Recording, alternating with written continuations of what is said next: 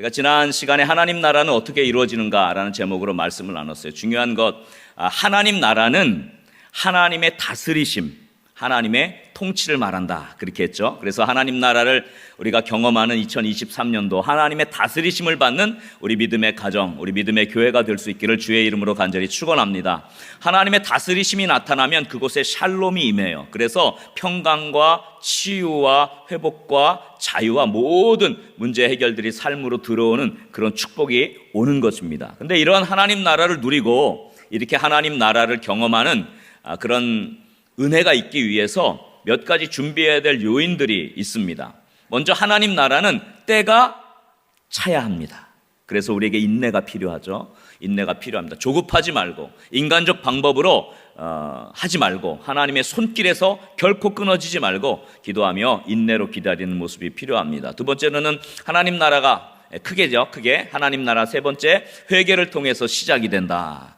회개는 그냥 눈물 흘리며 용서를 간구하는 것을 말하는 것이 아니라 이전에 살아오던 방식에서 어떻게 180도 완전히 바뀐 삶, 돌이키는 삶을 말하는 거죠. 우리가 이전의 삶을 그대로 놓지 못하고 있기 때문에, 버리고 있지 못하기 때문에, 온전한 회개를 하지 못하기 때문에 우리의 삶에서 하나님 나라가 경험되지 못하는 것이죠.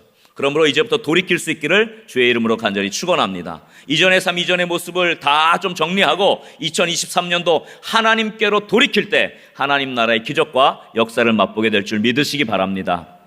그 다음에 이제 세 번째죠. 큰 네 번째인데, 하나님 나라는 믿음으로 역사한다. 믿음으로 역사하는 거죠. 믿음은 선포를 동반해요. 예수님께서 하신 모든 하나님 나라의 기적적인 사역들은 믿음의 선포를 통해서 이루어졌습니다. 앞으로도 우리가 마가복음을 통해서 살펴볼 거지만, 귀신아 떠나가라, 바람과 바다야 잔잔하라, 내 믿음이 너를 구원하였으니 내 병에서 놓여 평안히 가라. 이런 선포는 모두 다 믿음의 선포죠. 하나님 나라는 믿음 없이는 이루어지지 않습니다. 거기에서부터 하나님의 능력이 역사하고 우리의 삶 속에서 하나님 나라의 기적이 일어나게 되는 것입니다. 그래서 올 한 해 2023년도 특별히 하나님 나라를 세워가는 거룩한 교회로, 또 거룩한 우리 믿음의 영가족들 되어서 하나님 나라의 기적과 능력과 다스리심을 맛보는 그런 축복이 있기를 주의 이름으로 간절히 축원합니다. 한번 옆 사람 이렇게 축복합시다. 2023년 하나님의 나라를 경험합시다. 근데 이렇게 하나님 나라의 선포 사역을 앞두고 먼저 꼭 거쳐야 될 과정이 있습니다. 그 과정이 무엇이냐? 우리가 주제의 성구로 마가복음 1장 14절 15절 하나님 나라의 복음 선포를 다뤘잖아요. 근데 오늘 본문은 바로 그 앞에 구절이에요. 바로 그 앞에 구절이란 말이죠. 하나님 나라의 선포에 앞서서 거쳐야 될 과정이 있는데 그것이 바로 광야입니다. 광야. 오늘 본문 12절 말씀 한번 봅시다. 12절 말씀 한번 다 같이 읽을까요? 성령이 곧 예수를 광야로 몰아내신지라. 어디로 몰아내셨다고요? 광야로. 몰아내셨다는 이 단어는요, 내치셨다, 그런 말이에요. 강제적으로, 그리고 필연적으로 내몰리다, 내던져지다, 내쳐지다, 그런 의미입니다. 그러니까 예수님께서 광야로 가신 것은 해도 되고 안 해도 되는 그런 것이 아니라 반드시 거쳐야 하는 곳이다. 그것을 오늘 성경이 말씀을 해주는 것입니다. 그래서 제가 오늘 설교의 주제를 하나님 나라가 준비되는 곳 광야 이렇게 했어요. 광야를 거쳐야만 하는 것입니다. 그래서 오늘 시간, 그리고 제가 다음 시간까지 해서 이 광야에 대한 좀 묵상을 마가복음을 통해서 하려고 합니다. 먼저 첫 번째 우리가 깨달아야 될 것이 이것입니다. 한번 저를 따라 합시다. 광야는, 다시 한번, 광야는 하나님의 특별한 목적이 있는 곳이다. 광야에 뭐가 있다고요? 하나님의 특별한 목적이 있어요. 여러분, 광야는 어떤 곳입니까? 광야는 한마디로 말하면 고통스러운 곳이죠. 고난의 장소입니다. 인생의 곤고함, 배고픔, 목마름, 낮의 더위와 밤의 추위, 사나운 들짐승들의 공격의 위험, 강도나 도적의 위험이 가득한 곳이 광야예요. 이스라엘 백성은 이런 광야에서 하나님을 원망하게 됩니다. 대표적으로 민수기 21장 5절에 보면 이렇게 원망하죠. 백성이 하나님과 모세를 향하여 원망하되 어찌하여 우리를 애굽에서 인도하여 내어, 그 다음에 뭐라 그래요? 이 광야에서 죽게 하는가? 이곳에는 뭐예요? 먹을 것도 없고 물도 없도다. 우리 마음이 이 하찮은 음식을 싫어하노라. 이렇게 광야에서 이스라엘 백성은 하나님을 원망하기 시작했어요. 여러분, 광야는 원망이 나올 만한 곳입니다. 고통이 극심하고요, 굶주림과 목마름이 극에 달하는 곳이 광야입니다. 우리 인생에도 광야가 있습니다. 예기치 못한 고통이 다가올 때 우리는 광야를 경험을 합니다. 갑자기 질병이 닥쳐와요. 그래서 이 병과의 사투가 펼쳐지기도 합니다. 갑자기 직장에 어려움이 생겨가지고 경제적인 공경에 처하고 고통 가운데 들어가기도 합니다. 갑작스럽게 거처를 잃는 문제로 인해서 어디로 가야 될지 고민하고 걱정으로 잠 못 이루고 이리 뒤척 저리 뒤척하는 그런 광야를 지나기도 합니다. 진로의 문제가 막 꼬여가지고 이러지도 저러지도 못한 채 하나님이 어디 계신가 한숨 쉬며 눈물 흘릴 때도 있습니다. 자녀가 사고를 쳐서 마음이 무거워가지고 무너지는 경험을 하기도 합니다. 이런 모든 것들이 우리가 광야에 내몰려 있다는 것이죠. 그런데 중요한 거는 예수님도 이 광야로 내몰리셨다는 거예요. 예수님도 광야를 경험하셨다는 사실입니다. 그럼 예수님이 벌 받으신 걸까요? 예수님 오늘 광야로 내몰리셨는데 예수님이 벌 받으시러 광야로 가신 건가요? 아닙니다. 예수님은 벌 받으신 것이 아닙니다. 예수님은 하나님의 어떤 목적에 의해서 광야로 내몰리신 거죠. 광야로 이끄시는 분이 누구라고 오늘 성경이 말씀하고 있습니까? 성령이라고 말씀합니다. 성령이 예수를 광야로 몰아내셨다고요.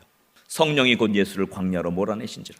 그렇다면 우리가 인생의 광야에 내몰린 것도 하나님의 어떤 목적이 있기 때문에, 성령의 이끄심이 있기 때문에 되어진 것이 아닐까? 여러분, 생각을 바꿔야 합니다. 그러므로 우리가 광야를 경험할 때 광야는 하나님을 원망하거나 하나님을 불평하는 그런 곳이 되어서는 안 되고, 오히려 하나님의 어떤 특별한 목적이 있다는 것을 발견하는 그런 곳이 되어야 할 것입니다. 이것이 굉장히 중요하죠. 이 믿음이 아주 중요합니다. 우리는 광야에서 이스라엘 백성처럼 하나님을 원망하다가 죽든지, 아니면 예수님처럼 광야를 통과해서 하나님 나라를 위한 사명을 준비하고 감당하든지, 둘 중 하나의 길을 선택해야 합니다. 여러분, 어떤 길을 선택하시렵니까? 원망하고 그냥 신앙도 잃어버리고 하나님도 잃어버리고 끝내는 이런 이스라엘 백성의 길을 선택할 것입니까? 아니면 끝까지 하나님의 뜻을 발견하고 견디고 이기고 하나님 나라를 위하여 준비하고 사명을 감당하는 예수님의 길을 선택하려고 하십니까? 어떤 길을 선택하시겠습니까? 1번입니까? 2번입니까? 이건 뭐 답이 정해져 있는 겁니다. 예수님의 길을 선택하는 저와 여러분 될 수 있기를 주의 이름으로 간절히 축원합니다. 우리 거룩한 문 성문교회 믿음의 영가족들이 인생의 곤고한 광야에 내몰릴 때가 있습니다. 그러나 여러분, 그때는 원망해야 될 때가 아닙니다. 불평해야 될 때가 아닙니다. 그 이스라엘 백성의 길을 택할 때가 아닙니다. 오히려 하나님의 계획과 특별한 목적을 발견하고 하나님의 위대한 일을 감당하는 하나님 나라의 사명자로 준비되는 예수님의 길을 따르는 믿음의 사람들이 다 될 수 있기를 주의 이름으로 간절히 축원합니다. 한번 옆에 분들 이렇게 축복합시다. 광야에는 하나님의 특별한 목적이 있습니다. 예수님의 길을 따릅시다. 그러면 광야로 내모시는 하나님의 특별한 목적이 무엇일까요? 이것이 조금 이제 몇 가지가 있는데 오늘 또 한 가지 하고 다음 시간에 2가지 더 하려고 해요. 자, 오늘 두 번째로 깨달을 거 있습니다. 한번 저를 따라 합시다. 자, 광야는, 다시 한번 자막 주세요. 광야는, 아직도, 다시, 광야는 하나님의 영적 훈련과 연단을 위한 곳이다. 광야에서 우리를 훈련하시고 연단하시는 하나님을 발견할 수 있어야 합니다. 하나님의 사명자들은 모두 예외 없이 광야를 다 경험했다는 것을 여러분 꼭 기억하십시오. 하나님은 광야를 통해서 하나님의 사람으로 영적인 훈련을 시키셨고 연단을 하셨어요. 그래서 광야에 입성했다는 것은, 내 인생에 광야가 왔구나, 고난이 왔구나 하는 것은 고통이 아니라 좀 어렵지만 이것은 축복입니다. 광야에 들어가는 것은 피해야 할 일이 아니라 환영하고 맞아들여야 하는 것입니다. 베드로 사도는 이런 고난의 광야에 대해서 이렇게 말씀했습니다. 베드로전서 4장 12절 13절 말씀 한번 다 같이 우리 한번 읽어볼까요? 사랑하는 자들아, 너희를 연단하려고 오는 불시험을 이상한 일 당하는 것 같이 이상히 여기지 말고, 잠깐 여기 보시면 자, 사랑하는 자들아, 너희를 뭐 하려고요? 연단하려고 오는 불시험, 광야죠. 고난입니다. 근데 이것이 올 때 이것을 이상한 일 당하는 것 같이 어떻게 하지 말라 그랬어요? 이상히 여기지 말라는 거예요. 그러면서 13절에 이렇게 말합니다. 13절 다 같이 읽겠습니다. 오히려 너희가 그리스도의 고난에 참여하는 것으로 즐거워하라. 이는 그의 영광을 나타내실 때에 너희로 즐거워하고 기뻐하게 하려 함이라. 할렐루야. 성도들이 당하는 이 고난의 광야는 영적인 연단과 훈련의 과정이 됩니다. 이 과정을 모든 사명자들이 다 겪어냈어요. 거쳤어요. 대표적인 인물 여러분 잘 아는 대로 욥이 있죠.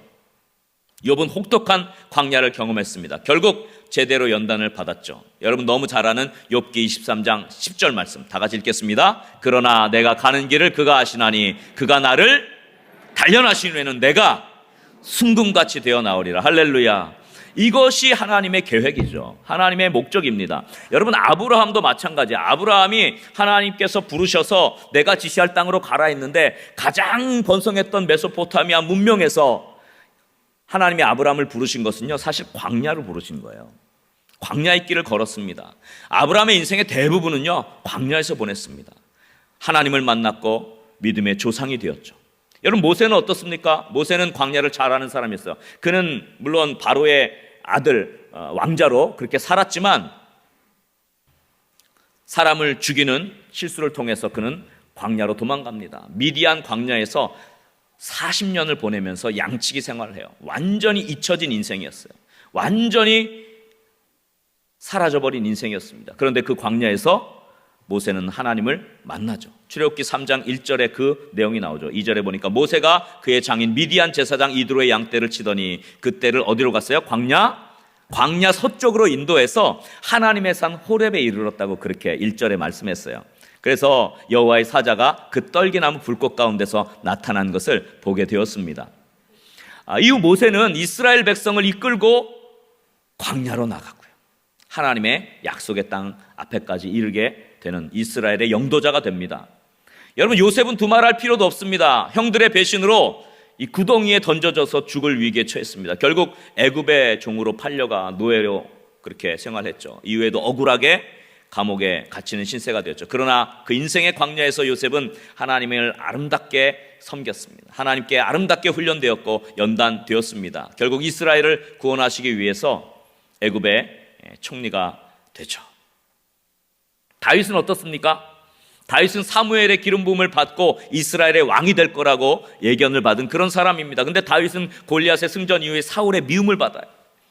사울의 질투를 받습니다. 그래서 다윗의 초기 시절 대부분은 광야에서 굴에 숨어서 지내고 유리방황하며 그렇게 이리저리 떠도는 신세로 살았어요. 블레셋의 망명에서 미친 척하고 침을 흘리기도 하는 그런 고난 가운데 광야의 길을 다윗도 걸었습니다. 그러나 그 광야를 통해서 다윗은 하나님을 만났고 하나님을 전적으로 신뢰하는 법을 배웠습니다. 다윗은 광야 한복판에서 가장 유명한 신앙을 고백합니다. 시편 23편 말씀이에요. 우리 1절 한번 다 같이 읽을까요? 여호와는 나의 목자시니 내게 부족함이 없으리로다. 할렐루야. 이 고백을 한 거예요. 여러분 모든 하나님 나라를 위해 쓰임받은 사람들은 광야를 거쳤습니다. 광야를 통해서 하나님을 만나고 하나님을 발견했죠. 우리는 결과만 자꾸 보려고 그래요. 욥의 마지막 축복 2배 축복받은 거, 또 요셉이 국무총리가 된 거, 다윗이 위대한 왕이 된 거, 모세가 하나님께 쓰임받은 거, 이런 결과만 자꾸 보려고. 그런데 그 결과가 있기 이전에 이 사람들이 어떤 길을 거쳤는가를 반드시 묵상해야 됩니다. 다윗의 그 고난의 길을 걸었던 것, 요셉의 그 고난의 길을 걸었던 것, 모세의 광야의 시절, 아브라함과 욥의 그 고난의 시절이 하나님의 사람으로 충분하게 훈련되고 연단되었기 때문에 그런 결과로 하나님 나라를 섬길 수 있는 위대한 인물이 되었다는 것을 우리는 꼭 기억해야 됩니다. 아멘이십니까? 특별히 오늘 본문의 앞쪽 부분은 전부 광야에 대한 이야기에 이렇게 들어있어요. 오늘 우리가 읽진 않았지만 세례 요한 이야기가 앞에 나오잖아요. 세례 요한을 보십시오. 세례 요한은 제가 전에 말씀드린 대로 제사장 가문에서 태어났습니다. 그리고 주의 오실 길을 예비하는 선지자로 세움 입도록 예언된, 탄생된 그런 사람이에요. 그런 요한이 가장 최고의 학부가 있는, 가르침 있는 예루살렘으로 가지 않고 어디에 있냐면 광야에 가 있어요. 마가복음 1장 3절 4절 말씀, 다 같이 광야에 외치는 자의 소리가 있어 이르되 너희는 주의 길을 준비하라, 그의 오실 길을 곧게 하라. 기록된 것과 같이 4절 세례 요한이 광야에 이르러 죄사함을 받게 하는 회개의 세례를 전파하니. 세례 요한은 광야로 갔습니다. 여러분, 마가를 잘 보시면 우리 주제 성구가 14절 15절 예수님이 요한이 잡힌 이후에 이제 하나님 나라를 비로소 선포했다 하는 그 말씀이잖아요. 그래서 하나님 나라 선포한 이유는 갈릴리로부터 퍼지는 하나님 나라의 복음을 기록됐는데, 그거 바로 앞에 주제 본문이 14절 15절 앞에 우리가 읽은 오늘 12절 13절 광야 시험 받는 사건부터 앞쪽은 전부 광야가 배경이에요. 여러분, 재밌는 것은 마가는 다른 마태복음이나 누가복음과 달리 예수님의 탄생을 기록하지 않습니다. 마태복음은 예수님의 탄생을 기록하고 황금과 유황과 모략을 가지고 멀리서부터 동방박사가 찾아와서 경배하는 그런 장면이 기록되어 있잖아요. 누가복음도 보면 들판에서 양치던 목자들이 하늘의 천군 천사가 하늘에는 영광 땅에는 평화, 그 찬양을 듣고 예수님에게 가서 경배하는 그 장면이 나와요. 그리고 마태나 누가나 다 예수님의 족보가 나옵니다. 그래서 예수님이 어떻게 탄생했는지가 나오는데 마가는요, 예수님의 탄생을 기록하지 않아요. 그냥 초두부터 광야에 외치는 자의 소리가 있다, 이렇게 시작합니다. 세례 요한이 광야에서 외치는 주의 길을 예비하는 그 모습으로 나타나고, 예수님이 그 광야로 오시고 세례 받으시고 바로 광야로 내몰리셔서 시험을 받으시는 장면으로 마가복음은 시작하죠. 이건 무슨 의미냐 하면요, 하나님 나라를 준비하는 장소로 뭐가 강조된 거예요? 광야가 강조되기 위해서 마가는 이렇게 기록합니다. 여러분, 마가복음이 가장 먼저 기록된 복음이라고 우리는 보통 압니다. 그리고 그 이후에 마태복음, 누가복음이 기록됐다고 보죠. 그래서 하나님 나라의 복음이 최초로 선포된 이 마가는 광야로 시작하는 거예요. 광야는 하나님 나라를 준비하기 위해 사명자가 반드시 거쳐야 하는 영적 훈련의 장소로, 영적 연단의 장소로 하나님이 선택하신 곳입니다. 누구든지 오늘 본문에 예수님을 포함해서 성경에 나온 하나님 나라를 위해 쓰임받은 모든 사람들은 광야를 거친 자들입니다. 광야를 거쳐야 하나님이 그에게 위임을 주십니다. 그들은 광야를 통해서 사명자로 세워지는 능력을 얻은 것입니다. 그러므로 저와 여러분이 지금 광야에 있다 하더라도 그 광야가 내가 무슨 큰 실수나 잘못을 범했기 때문이라고 그렇게 생각하지는 마십시오. 물론 인생에 고난이 오면, 또 혹독한 광야를 지날 때가 되면 우리는 항상 이렇게 물어볼 수밖에 없어요. 내가 뭘 잘못했지? 내가 하나님을 기쁘시게 하지 못한 게 뭘까? 이렇게 물어보는 건 당연합니다. 그러나 그것도 어느 정도는 맞지만 광야 자체의 목적과 의미를 정확히 설명한 것은 아니에요. 광야는 하나님이 준비하신 장소예요. 광야는 물론 우리의 잘못으로 인해서 메마른 땅에 이를 수도 있어요. 신실하게 아무리 우리가 산다고 해도 우리는 연약해서 죄를 짓게 마련이고 하나님의 뜻대로 하지 못할 때도 많이 있어요. 실수는 누구나 합니다. 한 번의 실수와 잘못도 혹독한 대가를 치를 수도 있어요. 그러나 분명히 알아야 될 것은 이것입니다. 하나님이 우리를 여전히 사랑하시고 여전히 용서하신다는 사실입니다. 아멘입니까? 하나님은 그런 광야를 통해서 우리를 깨닫게 하시는 거죠. 결국 멸망하려고 광야에 내버리시는 것이 아니라 깨닫고 돌이키기를 원하시는 것입니다. 우리에게 가르쳐 주시는 것이죠. 그러므로 우리의 인생의 질병의 문제, 물질의 문제, 인간관계의 문제, 그리고 진로와 직장의 문제, 거처할 곳에 대한 문제, 자녀의 문제, 가정 문제들, 어떤 고통의 광야를 지난다 할지라도 반드시 그 광야에 내가 내몰린 것은 하나님의 목적이 있고 하나님이 나를 영적으로 훈련하고 연단하시도록 하는 그 하나님의 뜻이 있다는 사실을 여러분 믿으시기 바랍니다. 그걸 믿는 것이 굉장히 중요해요. 그렇지 못하면 우리는 이스라엘 백성처럼 원망하고 불평하다가 실패하는 길을 선택하게 되죠.